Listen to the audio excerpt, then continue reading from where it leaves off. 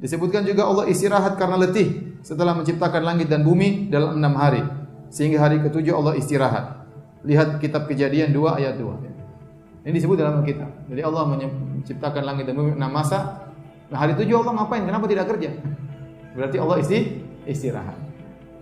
Dan ini dibantah oleh Allah Subhanahu wa taala. Wa laqad khalaqnas samawati wal arda wa ma bainahuma fi sittati ayyamin wa ma masana min lughub dalam surat Qaf. Kata Allah, sungguh kami telah menciptakan langit dan bumi dan apa yang ada di antara keduanya dalam waktu 6 hari dan kami tidak ditimpa dengan keletihan sama sekali, kata Allah Subhanahu wa taala. Ya. Tidak ditimpa dengan keletihan sama sekali. Halo teman-teman, berjumpa lagi dengan Brother Phil. Kembali kita akan menanggapi video dari saudara-saudara muslim. Kali ini dari Ustadz Firanda. Dan seperti yang teman-teman sudah dengarkan bersama tadi, Ustadz Firanda menertawai proses penciptaan 6 hari di dalam Alkitab dan hari ke-7 Allah berhenti.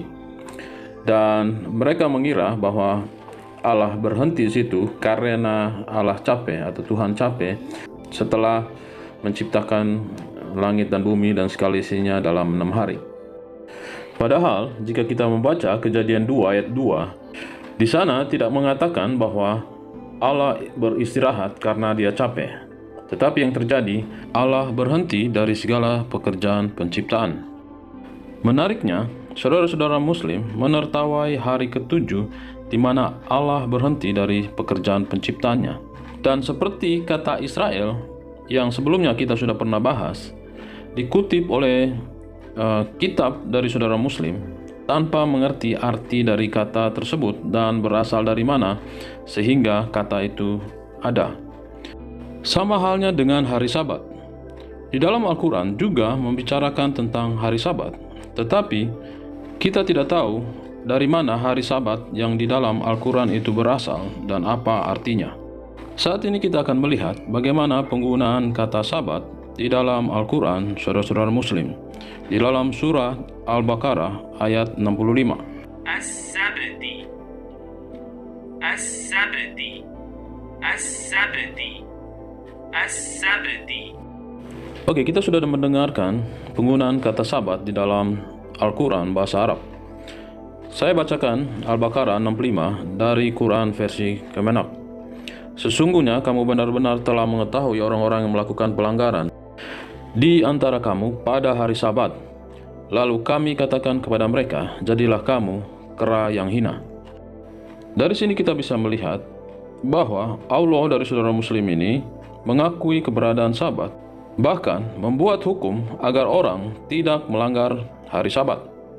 Tetapi yang anehnya, seperti yang kita katakan dari awal, bahwa hari Sabat tidak pernah dijelaskan di dalam Al-Quran dari mana asalnya dan apa artinya.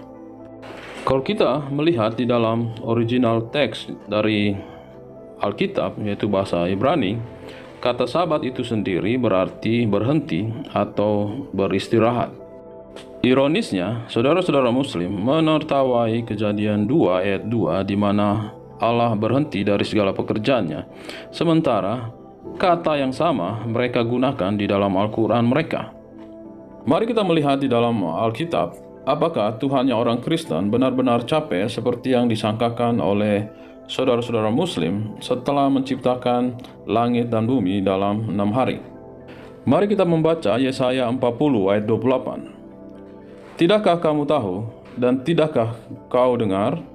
Tuhan ialah Allah kekal yang menciptakan bumi dari ujung ke ujung. Ia tidak menjadi lelah dan tidak menjadi lesu. Tidak terduga pengertiannya.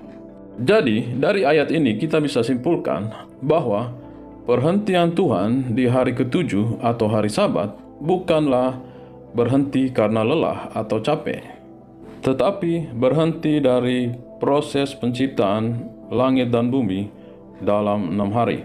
Dari sini kita melihat bahwa Allah di dalam Al-Qur'annya menggunakan kata Sabat, tetapi dia sendiri tidak mengerti dari mana kata Sabat itu diambil. Karena sesuai dengan pernyataan Ustadz Firanda, ayat Al-Quran diturunkan untuk membantah Kejadian 2 ayat 2 di mana Allah berhenti. Jadi di dalam Quran tidak menceritakan dari mana hari Sabat itu muncul. Bahkan yang lebih anehnya di dalam hadis Sahih Muslim, seperti pada hadis berikut ini. Hadis Sahih Muslim 4997. Di sana dikatakan Rasulullah memegang tangannya, lalu beliau bersabda, Allah menjadikan tanah pada hari Sabtu, memancangkan gunung-gunung pada hari Ahad, menumbuhkan pohon-pohon pada hari Senin, menjadikan bahan-bahan mineral pada hari Selasa, menjadikan cahaya pada hari Rabu, menebarkan binatang pada hari Kamis, dan menjadikan Adam pada hari Jumat setelah Asyar. Oke teman-teman, kita sudah membacakan bagaimana bunyi hadis tentang hari Sabtu. Di dalam hadis ini justru mengatakan bahwa hari Sabtu Allah menjadikan tanah. Dan seperti yang kita ketahui, di dalam Al-Quran tidak dijelaskan tentang hari Sabtu. Dan proses penciptaan hanya 6 hari di dalam Al-Quran. Sementara dalam hadis yang kita barusan baca, ada 7 hari penciptaan. Seperti yang kita ketahui, hadis adalah kumpulan dari perkataan dan perbuatan Muhammad yang dituliskan di dalam kitab. Dari hadis ini kita bisa melihat pertentangan antara Al-Quran dan pernyataan Muhammad tentang hari Sabtu, dan juga tentang berapa hari penciptaan. Sama seperti analogi yang kemarin yang saya gunakan, sebagaimana seorang siswa yang mencontek pekerjaan temannya dan yang diambil hanyalah hasil akhir tanpa menyertakan rumus. Dan jika ditanya kepada siswa ini, tentunya dia tidak bisa menjawab karena dia hanya mengambil hasil akhirnya tanpa disertakan dari mana hasil akhir ini muncul. Ketika saudara muslim menggunakan kata Israel, mereka menggunakan kata Israel tapi mereka menolak dari mana kata itu berasal. Sama seperti kata Sabat ini. Quran dan saudara-saudara muslim menggunakan kata Sabat, tetapi mereka menertawakan Kejadian 2 ayat 2 di mana Allah berhenti dari proses penciptaan selama 6 hari. Oke teman-teman, demikianlah video kita kali ini. Semoga video ini dapat memberi pencerahan kepada teman-teman. Jangan lupa like, komen, dan subscribe, dan bagikan kepada teman-teman yang lain. Terima kasih untuk dukungan teman-teman. Tuhan Yesus memberkati.